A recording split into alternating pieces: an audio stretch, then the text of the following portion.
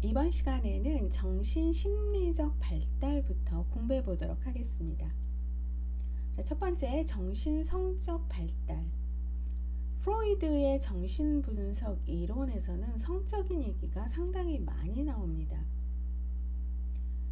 모든 인간 행동에는 원인이 있다라고 했고, 행동에 대해서 설명할 수 있다는 관점에서 본 것이 바로 정신분석 이론인데, 억압된 성적인 충동과 욕망이 대부분의 인간 행동을 동기화한다고 믿고, 구강기, 항문기, 남근기, 잠복기, 성기기 5단계를 통해서 성격 형성이 이루어지는 정신성적 발달 이론을 발전시켰어요. 많은 학자들 가운데 프로이드가 너무 성적인 거에 집착해서 이론을 제시하다 보니까 동료 심리 분석가들이 혹은 정신과 의사들이 많이 그의 곁을 떠났다라는 그러한 기록도 있습니다. 하지만 이 프로이드가 얘기한 정신성적 발달은 아직까지 인간에 대한 어떤 발달 단계에서 많이 제시되고 있는 논문이라고 할 수가 있죠. 첫 번째 오랄 스테이지는 0에서 18개월이에요. 태어나면서부터 18개월까지인데, 입을 통해서 세상을 느끼고 평가하고 쾌감대가 입에 집중되어 있는 오랄 스테이지는 태어나서 6에서 8개월까지 무조건 엄마의 모든 것을 받아들이고 의존하는 시기죠.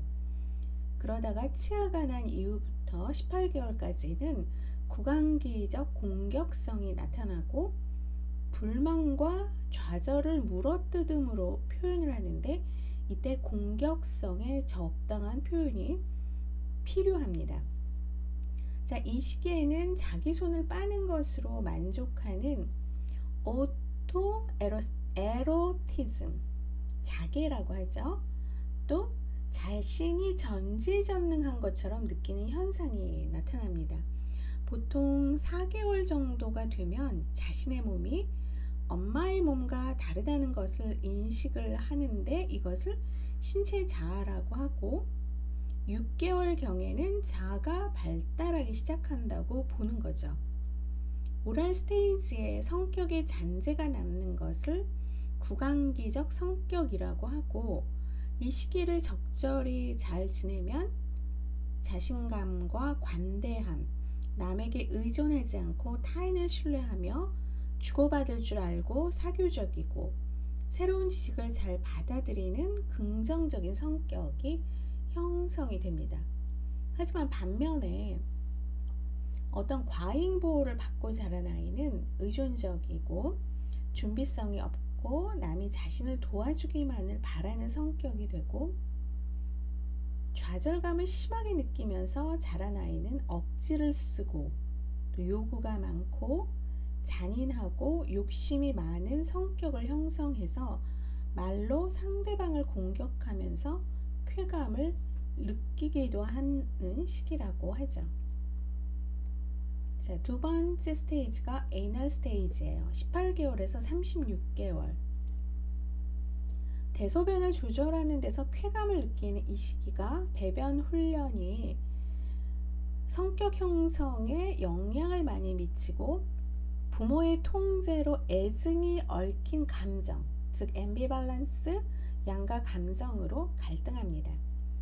이 시기를 잘 지내면 오토노미, 자율성이 발달하고 자존심이 강하고 리더십이 있는 아이로 성장할 수 있는데, 반면에 과잉 충족이나 좌절을 맛보면 강박적인 성격으로 질서정연하고 정리정돈을 잘하는 학문기적 성격이 되거나, 오히려 더 지저분하고 순종, 반항, 분노, 가학, 피학성, 양가 감정이 심한 성격 기반을 지닌 사람이 될 수도 있습니다.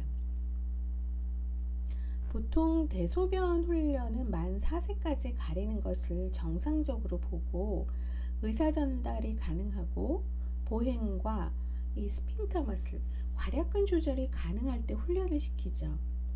이 시기에 특히 어머니의 태도가 중요한데, 발달을 저해하는 어머니의 태도는 너무 일찍 대소변 훈련을 시키거나 아니면은 너무 청결만을 강조하는 경우, 아이가 소변만 봐도 그냥 싹싹 씻는 사람이 있어요.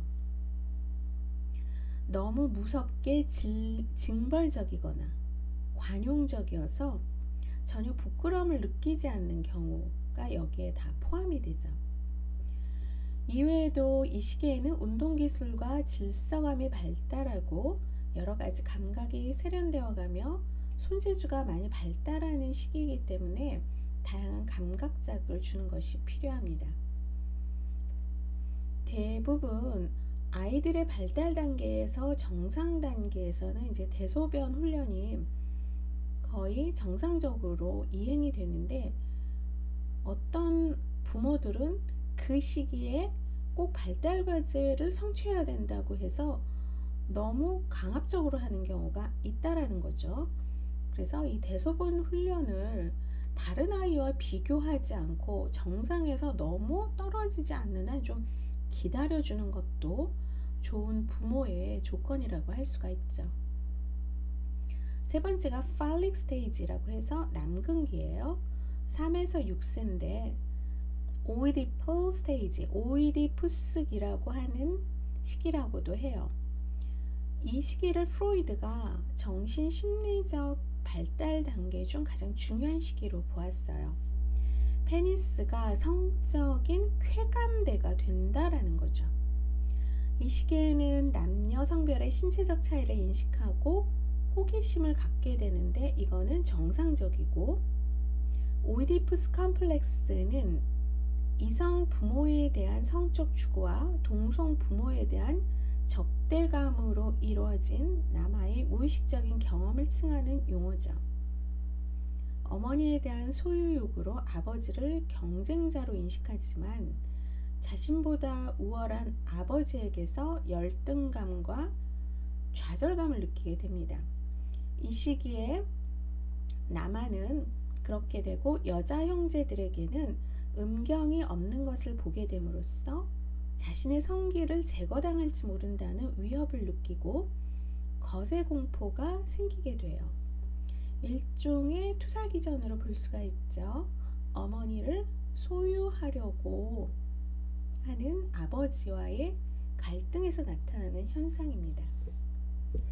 오이디푸스 컴플렉스는 거세 공포에 의해서 좌절하게 되어 자기도 아버지처럼 되려는 섹슈얼 아이덴티피케이션, 성적 동일화 기전에 의해서 아버지를 모델로 삼아 해결이 되고 모세경의 초자아가 형성이 됩니다.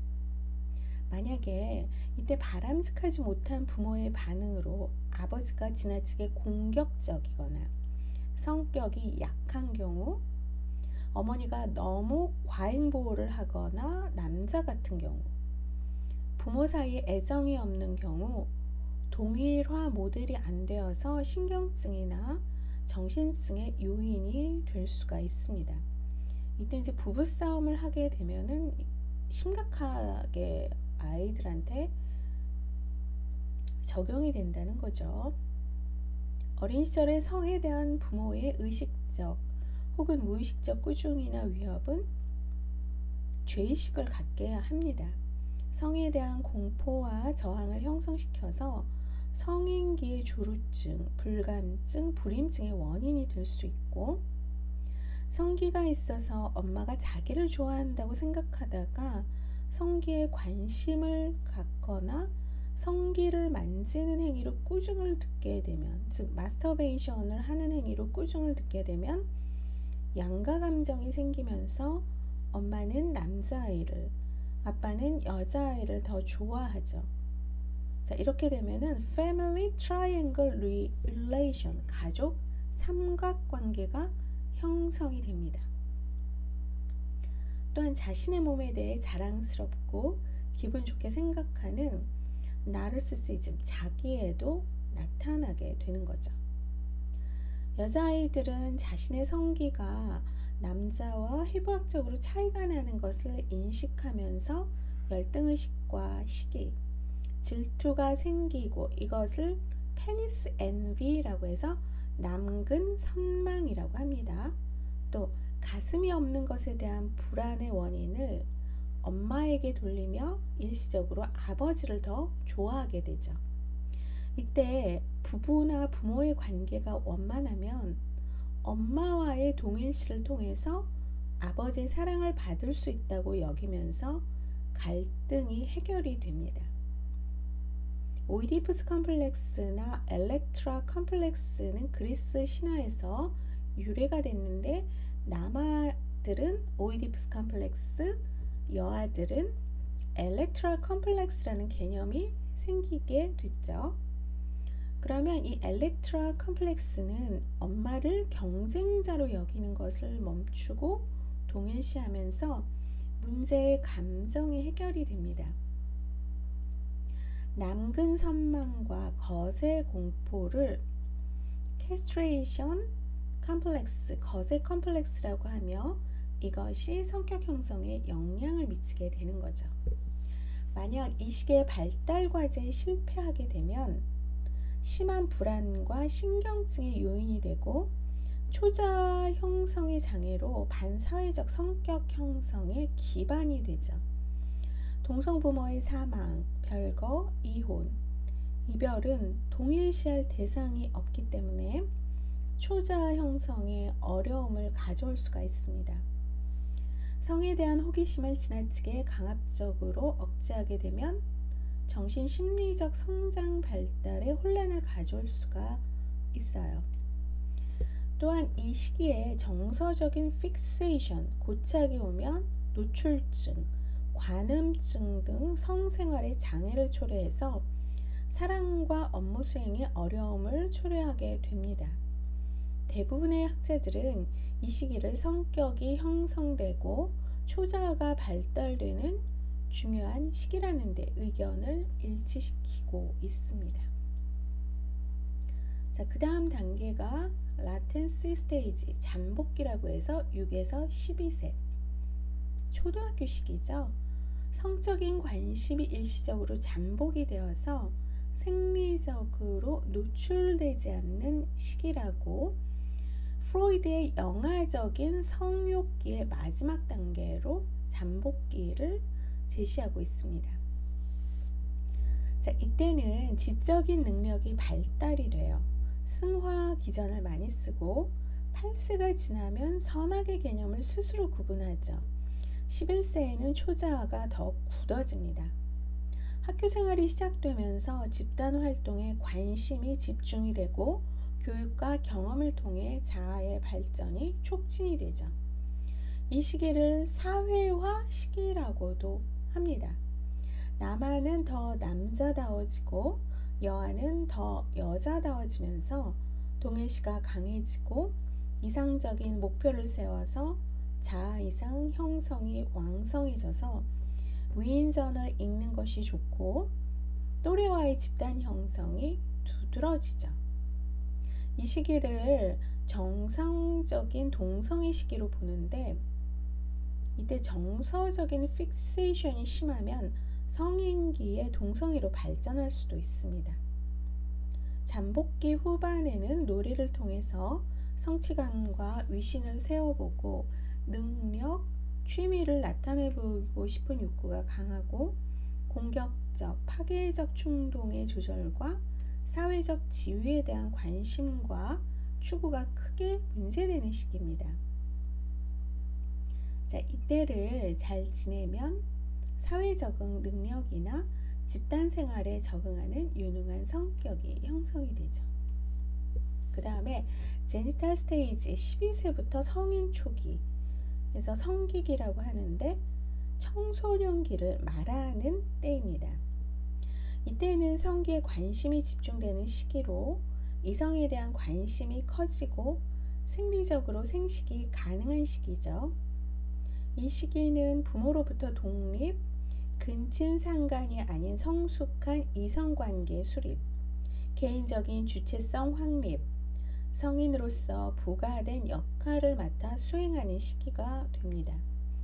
이 시기에는 다시 수음행위를 시작하고 남근기에 이런 마스터베이션은 후에 기억하지 못하지만 이때는 완전히 기억에 남는 시기이죠.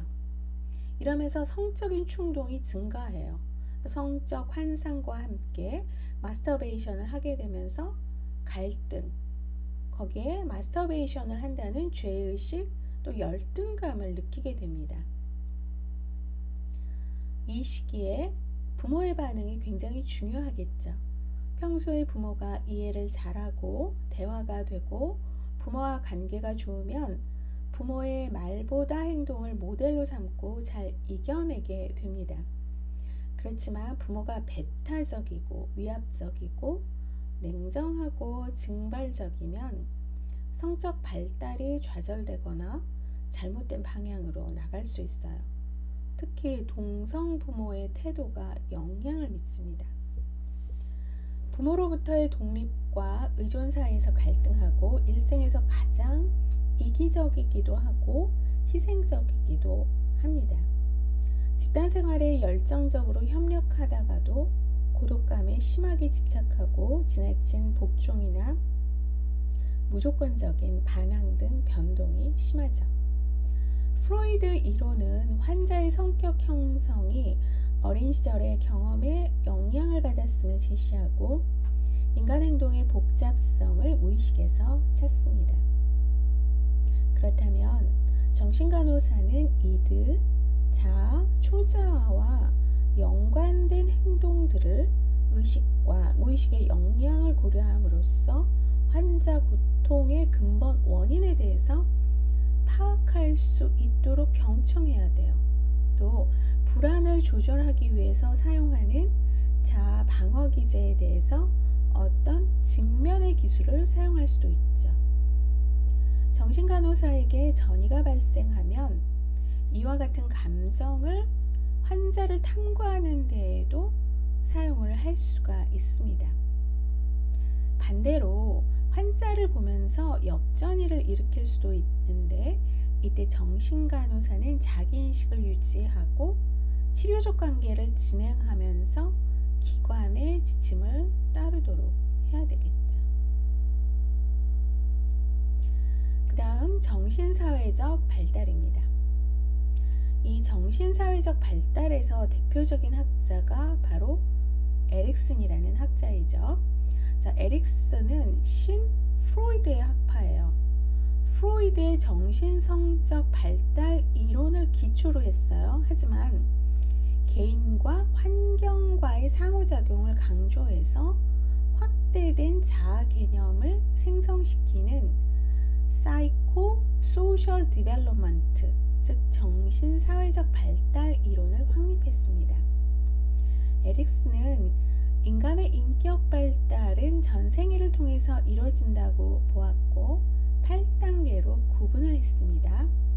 각 단계마다 각자의 행복과 정신건강의 기본이 되는 인생 과업을 완수해만 하는데 이들 과업은 개인에게 희망과 목적, 충실, 사랑, 돌봄, 지혜 등과 같은 인생의 덕목을 성취하게 한다고 했어요. 자, 각 단계는 순차적으로 발생하고 이전 단계와 과업을 어떻게 완수하는가에 따라서 달라진다고 제시하고 있습니다. 자, 그렇다면 1단계 영학인데 0에서 1세를 말하는 거죠. 과업이 신뢰감 대 불신감이에요. Trust vs mistrust. 덕목은 희망이에요. hope. 이 시기에는 어머니의 consistency, 일관성 있고 예측 가능하며 신뢰성 있는 태도가 중요합니다. 어머니가 자신의 양육 방법에 대해 확신을 갖고 아이가 그것을 느끼도록 함으로써 인간에 대한 신뢰감을 가져서 남을 믿지 못하는 성격이 되지 않도록 해야 됩니다. 이 시기에 인간에 대한 신뢰감이 형성되지 못하면 불신감이 생기죠. 2단계가 걸음마기 수학이라고 해서 1에서 3세까지인데 과업이 자율성 대 수치심과 의심입니다. autonomy vs shame, doubt, 덕목은 의지, will이에요. 아동이 스핑터 머슬, 그러니까 괄약근을 조절할 수 있게 됨에 따라서 대소변을 가리게 되죠. 이때 배변 훈련이 너무 빠르거나 강압적일 때 과잉 통제하는 엄마 때문에 아동의 의지가 손상이 되어서 자율성이 형성되지 못하면 수치심과 의심이 나타날 수가 있습니다. 유아가 자신감을 잃지 않고 자신을 통제할 수 있도록 지지적인 분위기를 만들어 주어야 합니다. 3단계는 학령 전기 3에서 6세예요. 주도성 대 죄책감인데 initiative vs guilt, 덕목은 목적, purpose가 되죠. 행동 반경이 넓어지게 되죠. 주도적으로 행동하고 목표를 정해서 추진할 뿐만 아니라 경쟁하면서 호기심이 많고 창조적이죠. 부모와 동일시하는 것이 주제이기도 하고 성적인 환상과 비도덕적 생각이나 행동을 처벌하려는 엄격한 양식에 지배되어서 주도성과 죄의식이 정착되고 가치 있는 인간이 되기 위해서 항상 무엇을 하고 경쟁해야 하는 것 같이 느낍니다. 이 시기에는 주도성, 솔선감, 창의성이 형성이 되는 반면 부모가 아동을 질책하거나 억제할 때 아동은 자신의 생각이나 활동이 나쁘다고 느끼게 되면서 죄책감이 발달합니다. 4단계는 학령기인데 6에서 12세예요. Industry vs inferiority, 근면성 대 열등감이죠. 덕목은 competence, 역량. 자, 학교에 입학해서 기술과 지식을 배우죠. 초등학교 시기죠. 성공적인 경험이 능숙함과 숙달감, 근면감을 느끼게 해줍니다. 만약 자신의 신체 기술과 인지 기술이 부족하다거나 과제가 부가된 일을 할 수 없을 때 열등감이 발달되죠. 5단계가 청년기인데 12에서 18세 사춘기 때죠. 1218 시기라고 하는데 주체성 대 역할 혼돈이에요. Identity vs role confusion, 덕목은 fidelity, 충실이에요. 빠른 성적인 성숙과 신체 변화가 두드러지는 시기면서 현재 자신이 무엇이며 장래에 무엇이 되기를 원하는가를 결정을 하죠. 정체감을 확립한 청소년은 자신의 신체 변화를 수용하고 사회적 위치를 인식할 뿐만 아니라 책임지려고 노력합니다. 만일 자신에 대한 개념을 하나로 통합하지 못하면 주체성과 역할에 대한 혼란을 가져오게 되고 극단적으로 치우치면 비행이나 물질남용으로 빠질 수도 있어요. 자, 6단계 보면은 성인기 18에서 40세죠. 친밀감 대 고립감, intimacy vs isolation, 덕목은 사랑입니다. 청년기의 자아정체감을 확립한 성인은 이 시기에 자신과 타인의 정체감을 융합해서 타인을 이해하며 공감할 수 있게 됨으로써 어떤 친밀감을 형성하게 됩니다. 그러나 친밀감을 형성하지 못하면 고립감이 형성이 되죠. 7단계는 중년기인데 40에서 65세, 가장 일을 많이 할 때죠. 생산성 대 자기 침체라고 할 수가 있어요. 덕목은 케어, 돌봄입니다. 자, 친밀감이 확대되어서 자녀 양육, 결혼해서 이제 자녀를 양육하면서 창조적인 활동, 직업적인 성취를 통해서 생산성을 획득하게 되죠.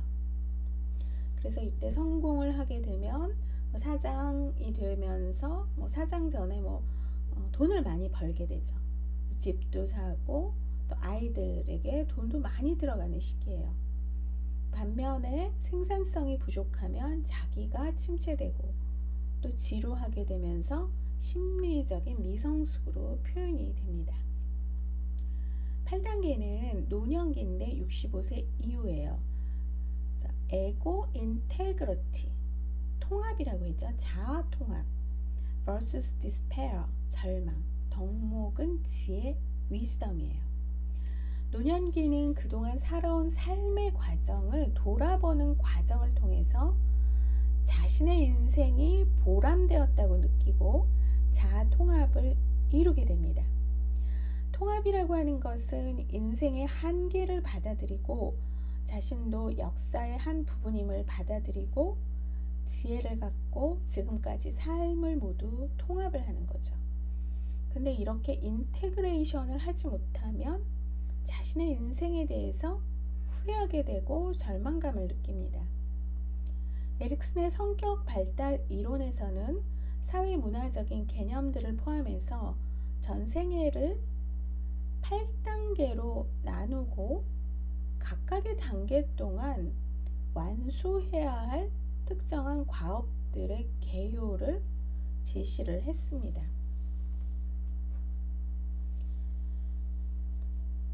환자들이 각 발달 단계의 과업을 완수해서 상위의 발달 단계로 넘어갈 수 있도록 간호사는 어떻게 해야 되죠? 중재 계획을 단계별로 세울 수 있게 도와줘야 됩니다. 자, 그 다음은 인지 발달에 대해서 공부해 보도록 하겠습니다. Cognition, 인지라고 하는 거는 의미를 해석하는 능력, 문제 해결, 정보의 합성 및 논리적 분석을 의미해요. 여기에서 대표적인 학자가 피아제가 등장하죠. 피아제는 인지를 역동적인 과정으로 보았어요. 복잡한 유기체가 복잡한 환경에 생물학적으로 적응하는 특수한 형태라고 했다라는 거죠. 자, 이 유기체는 대표적으로 인간 자체로 보면서 아동의 지적 능력과 인지 기능이 어떻게 발달하는지 설명을 했습니다. 피아제는 인간의 인지 발달 과정이 연령의 기초에서 1년의 단계를 거치면서 진행이 되고 생리적인 변화와 성숙이 커그니티브 디벨롭먼트의 원인이 된다라고 믿었어요. 그렇다면은 피아제는 어떻게 했냐면 첫 번째가 센서리 모터 스테이지 0에서 2세 감각 운동기로 첫 번째 보았습니다. 출생 후 환경으로부터 분리됨으로써 자신에 대한 감각이 발달이 되고 생후 약 9개월에 사물이 시야에서 사라지더라도 계속 존재한다는 대상 영속성에 대한 개념을 배우는 시기입니다. 또한 정신적인 상상을 하기 시작하는 시기를 말하고요. 두 번째가 pre-operational stage예요. 전 조작기라고 하는데 2에서 6세가 해당되죠. pre-operational stage는 어떤 규칙이나 조작을 이해하지 못하지만 언어를 사용하고 심상과 단어로 대상을 표현하는 것을 배우는 시기입니다. 자, 이 단계에서 나타나는 사고의 특징을 보면 직관적인 판단을 해서 눈에 보이는 대로 판단하고 추리를 사용하지는 못합니다. 상징적인 활동이 많아져서 막대기를 총이라 생각하고 놀이를 하죠. 자아 중심적인 사고를 해서 다른 사람도 자기와 똑같이 보고 느끼고 생각한다고 믿습니다. 애니미즘, 이건 이제 물활론이라고 하는데 모든 움직이는 것은 살아있다고 생각하는 것이죠. 그리고 꿈을 현실로 생각하고 장난감을 꿈속에서 잃어버리고 내놓으라고 합니다. 꿈 깨어서 도덕적인 판단이 사실적이어서 벌을 받기 때문에 규칙을 지켜야 한다고 생각하는 시기입니다. 세 번째가 Concrete Operational Stage 6에서 12세입니다. 이때 이것을 구체적 조작기라고 하는데 구체적인 대상에 대해서만 체계적이고 논리수학적 사고 구조로 조작이 가능한 시기입니다. 특징은 보존 개념이 형성되어 양을 보태거나 빼지 않으면 형태는 달라져도 양은 변하지 않는다는 개념을 획득하죠. 탈자아 중심적인 사고로 상대방의 관점에서 모순을 발견하고 이해할 수가 있고 자율적인 도덕성이 생기죠. 대상을 양적인 차원에 따라 순서로 나열하는 서열화 능력과 대상 간의 공통점과 차이점 및 관계성을 이해하는 분류 능력이 발달합니다.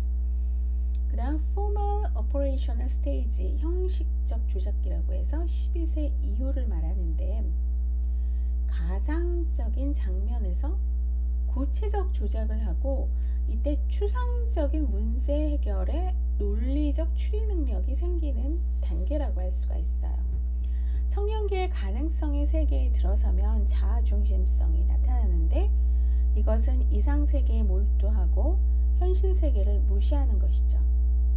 연합적 사고와 연역적 사고가 모두 가능하고 어떤 문제에 대해서 가능한 해결책을 모두 다 고려하고 일반적 사실에서 출발해서 특정한 사실에 도달할 수 있다라는 거예요. 그렇다면 피아제 인지발달 이론에 대한 이해는 연령의 기초에서 인지 기능을 어세스할 수 있도록 도와주겠죠. 이 인지 수준에 따른 정신간호 중재 방안을 모색할 수 있게 합니다. 그 다음이 대인관계 발달을 한번 공부해 보도록 하죠. 여기에서 나오는 대표적인 학자가 설리반이에요. 설리반의 대인관계 이론은 인간의 성격이 타인과의 사회적 상호작용을 통한 대인관계에서 발달된다고 보았어요. 건강한 인격을 소유한 성인으로 성장 발달하려면 생물학적 욕구가 충족되는 것이 중요하지만 타인과의 안정적인 대인관계가 지속적으로 경험되어야 한다는 것이죠. 설리반의 대인관계 모형 모델을 보면 정신분석 이론에서 출발을 했어요.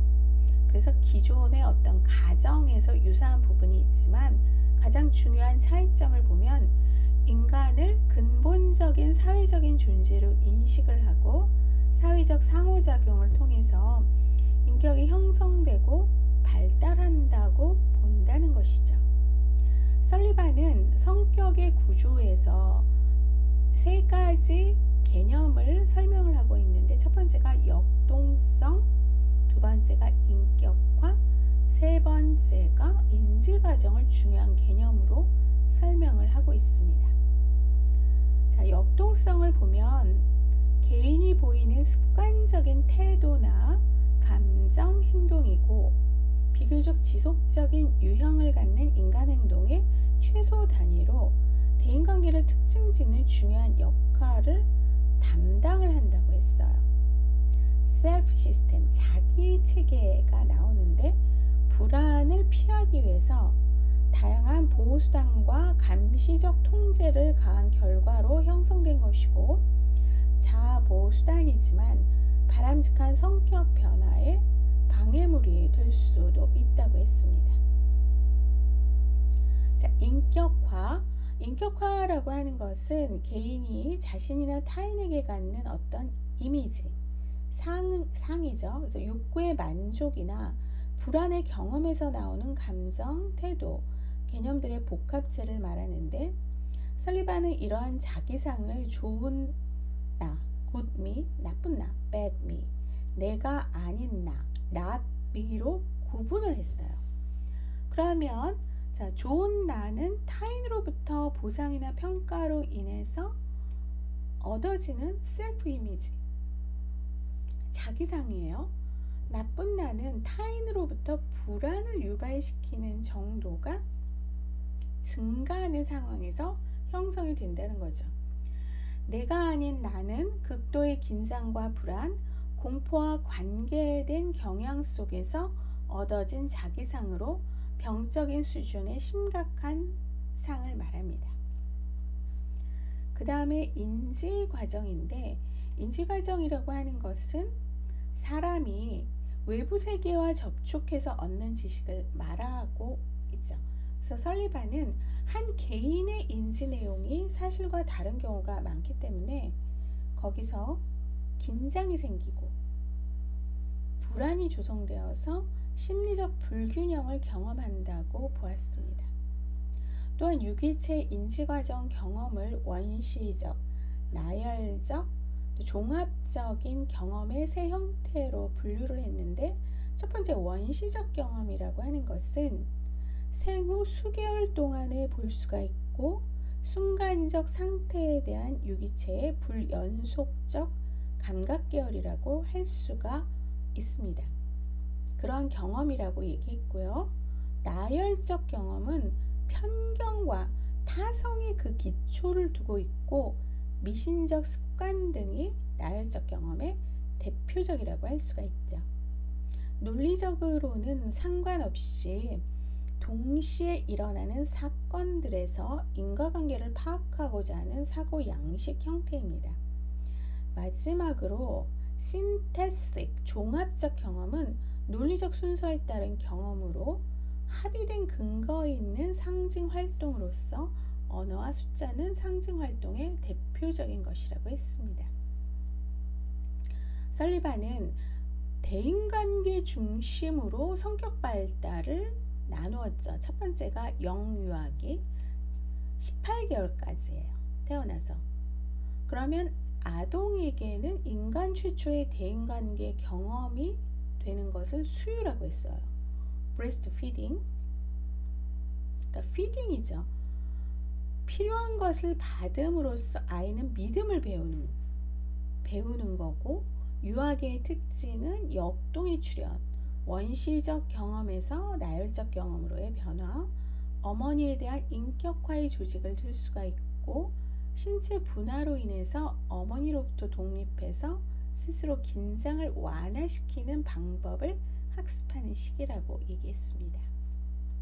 자, 아동기는 18개월부터 6세까지인데 이때 놀이 친구를 필요로 하고 언어 발달이 종합적 경험의 조직을 가능하게 하는 시기라고 했습니다. 이 결과 좀 더 일관된 자기 체계를 형성을 하고 자신을 남성적 역할, 여성적 역할에 동일시하는 소꿉놀이를 많이 하고, 이 시기 아동에게 악의적 전환과 승화가 나타난다고 했는데, 악의적 전환은 고통스럽고 불안한 대인관계에서 생겨나고 심해지면 타인의 친절한 태도에 대해서도 자신을 격리시켜 퇴행하려는 경향을 보인다고 했습니다. 또한 인간관계에서 만족감을 지연시키는 것을 배우기도 하는 시기라고 했죠. 자, 소년기 6에서 9세인데 가족의 권위자에게 복종하는 경험을 쌓고 경쟁적, 협조적 태도를 배우고 집단의식의 의미와 사회적인 개념을 배우는 시기입니다. 이때는 내적 통제에 의해서 행동을 관리하며 승화 양식을 발전시키고 환상과 현실의 차이를 구별하고 삶의 방향에 대한 통찰력이 생기고 목표를 향해 전진하는 시기라고 했습니다. 그 다음에 청소년기인데 9에서 12세, 동성애 친구와 친교 욕구가 특징이고 타인과 순수한 대인관계를 맺기 시작하는데 의존적 관계에서 벗어나서 집단 구성원 간의 불평, 상호관계 및 상호작용이 있는 동료 관계를 형성하며 친한 친구가 없으면 절망적인 고독감에 빠져드는 시기라고 했습니다. 초기 청소년기가 12에서 14세인데 이때 사춘기의 생리적 변화로 인해서 성적인 욕구를 경험하고 다양한 감정 경험에서 욕망의 역동이 나오고 그것이 성격 발달에 영향을 주어서 이성 간의 관계 발달을 유도한다고 했어요. 성적 충동을 만족시키는 데 필요한 특정 행동을 수행할 때까지 초기 청소년기는 계속된다고 했어요. 그 다음 후기 청소년기 14에서 21세 선택적인 성적 활동의 형성에서부터 여러 교육적 단계를 거쳐 개인적, 문화적으로 완숙한 개인이 되어서 성숙한 대인관계를 확립할 때까지를 후기 청소년기라고 합니다. 사회생활 및 시민의 특권, 의무, 책임을 수행하기 시작하고 자아가 완전히 형성되고 확고한 정체성이 발달이 되면서 승화된 방법으로 충동과 불안을 해소할 수 있는 시기입니다. 성인기는 21세 이후를 말하는데 행복감을 느끼고 자아인식을 하고 자아 존중을 할 수 있는 인간으로서 성숙한 인간관계 능력을 가질 수 있는 시기를 말하는 거죠. 자, 그렇다면 정신간호사는 환자가 타인과 성공적으로 상호작용하는 능력을 일반화시킬 수 있도록 간호사에게 대인관계적 안정감을 느끼는 환자와의 1대1 치료적 관계를 형성하도록 해야 한다는 거죠. 자, 이 부분이 바로 설리반의 대인관계 발달 대인관계 이론을 적용한 정신간호사의 역할이라고 할 수가 있습니다. 그 다음에 분리개별화. 자, 말러라는 학자는 발달적 측면에서 어머니와 아이의 상호작용을 가장 확고하게 제시한 이론가이죠. 인간이 최초로 사랑했던 어머니라는 대상에서 떨어져 나오는 심리 과정을 발표했는데 생후 몇 개월이 지나면 유아는 자폐적인 껍질을 깨고 정상적인 공생관계라고 할 수 있는 최초의 인간관계에 들어서게 된다고 했습니다. 그래서 이러한 유아의 심리적 탄생을 분리개별화 이론 혹은 대상관계 이론이라고 제시했습니다. 만약에 자폐증과 심각한 정신장애를 가진 청소년에 관한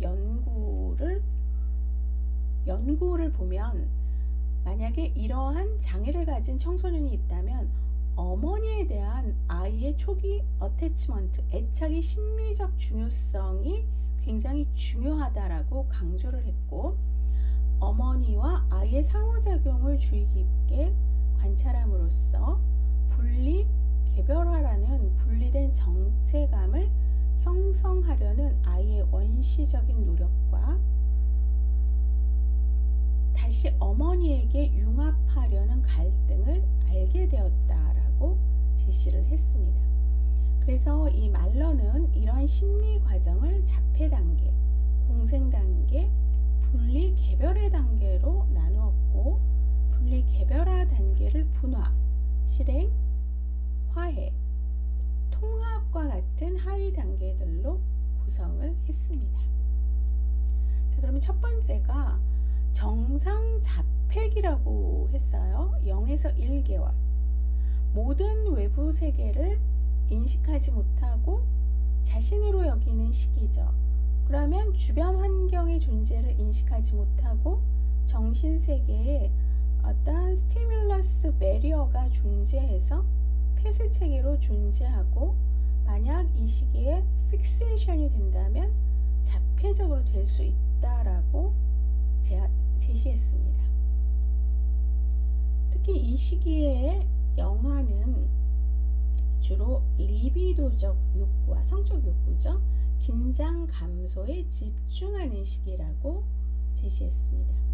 두 번째가 공생기예요. 심바이오틱 페이스라고 해서 1개월에서 5개월까지인데 모자가 공생하는 시기고 이중적인 단일체, 듀얼 유니티 상태로 기능하는 시기라고 했습니다. 자, 이때 엄마는 식욕이 푹 빠지죠. 그러면 유아는 어머니가 자신의 욕구를 충족시켜주는 것을 알게 된다는 거예요. 이때 유아는 대상에 대해서 어렴풋한 인식을 하는 정도이고 충분한 공생 경험을 통해서 심리적으로 분화되기 시작하고 기능적으로 발달이 가능해지면서 안정적이고 자율적인 정체성으로 발달하게 된다는 거죠. 만약에 어머니의 존재가 없거나 거절을 느끼면 공생 정신증이 초래될 수 있다고 했어요. 심바이오틱 사이코시스가 초래될 수가 있는 시기가 바로 공생기입니다. 그 다음 분리 개별할 시기라고 해서 5에서 36개월까지인데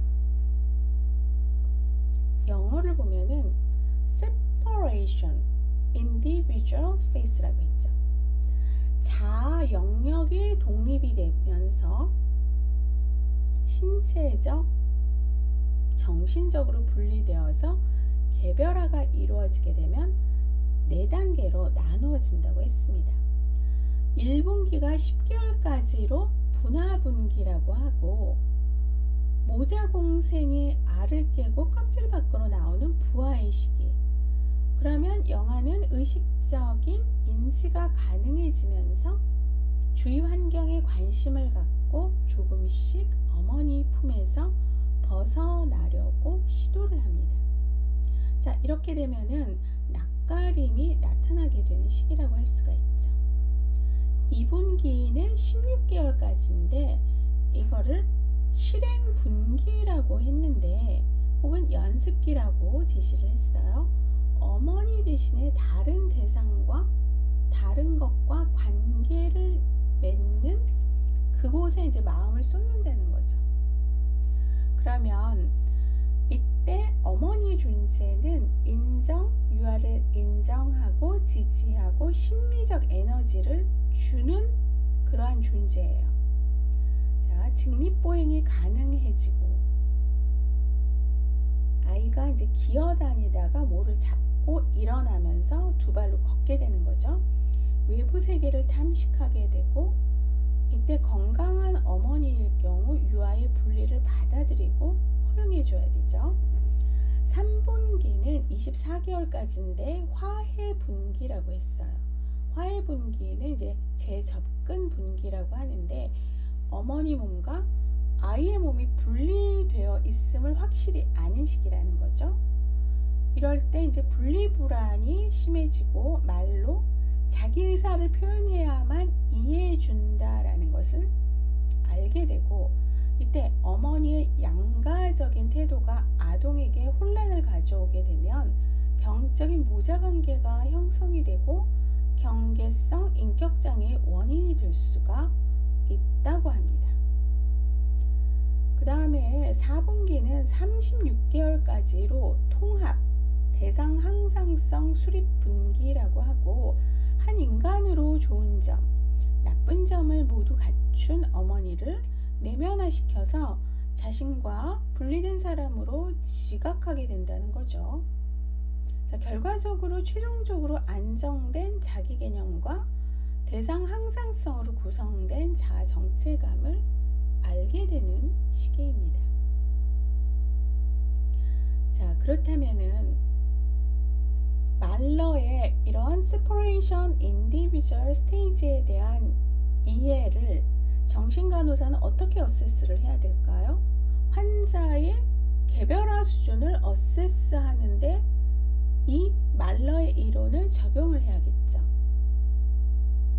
만약에 화해 분기 단계에 픽세이션 되어 있는 아동이나 청소년 환자의 경우 버림받을 것에 대한 불안, 내재된 분노가 있을 수 있고 품에 안길 정도로 친근하게 다가왔다가 갑작스럽게 멀리하는 경우도 있어요. 자, 이때 정신간호사는 대상자가 편안하지 않다는 것을 인식하고 통합 분기에 대상 항상성 수립 분기에 도달할 수 있도록 돕고 의존적이거나 극도로 불안한 환자의 경우 장기간 또한 부모와 떨어져 있는 치료 활동을 최소화하여서 편안함을 느낄 수 있게 해줘야 됩니다. 자, 이번 강의는 여기서 마치도록 하겠습니다. 감사합니다.